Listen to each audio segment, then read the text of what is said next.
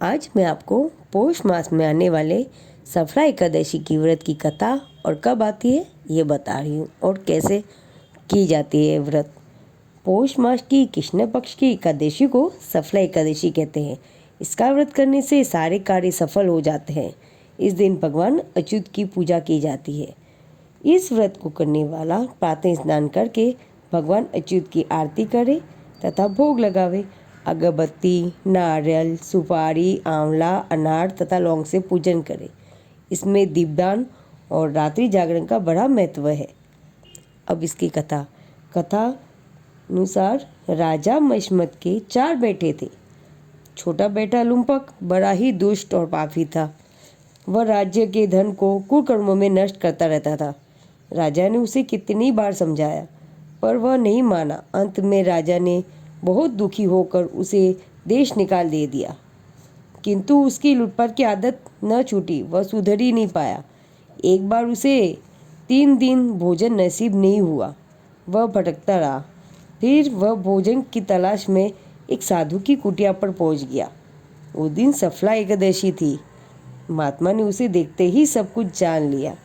इस पर भी उसने उसका वाणी में सत्कार किया तथा खाने के लिए भोजन दिया। महात्मा ने इस व्यवहार से उसकी बुद्धि परिवर्तित हो गई। उसने सोचा, मैं भी मनुष्य ही हूँ, पर कितना दुराचारी और पापी हूँ और यह मनुष्य कितना अच्छा है। वह साधु के चरणों में गिर गया। साधु ने उसे अपना शिष्य बना लिया। धीरे धीरे उसका चरित्र निर्मल हो गया। उसका चरित्र परिवर्तन हो गया। अब उसमें कोई ऐसा नहीं रहा। वह महात्मा की आज्ञा से एकादशी का व्रत भी करने लगा।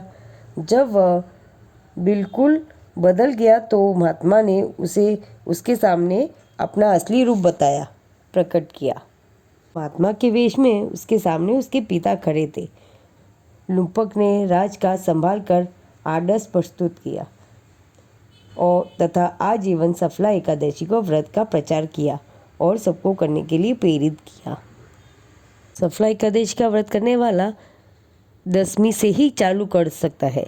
10वीं के दिन एक बार ही विधान है भोजन करने का। दूसरे दिन उपवास रखकर रात्रि जागरण का विधान है। इस व्रत को करने वाला ब्रह्मचर्य का पालन करते हुए किसी को कटु वचन न बोले और एकदम सात चीत रहकर बहुत ही निर्मल मन से इस व्रत को करे, तभी सफला एकादशी का व्रत में सफलता प्राप्त होती है।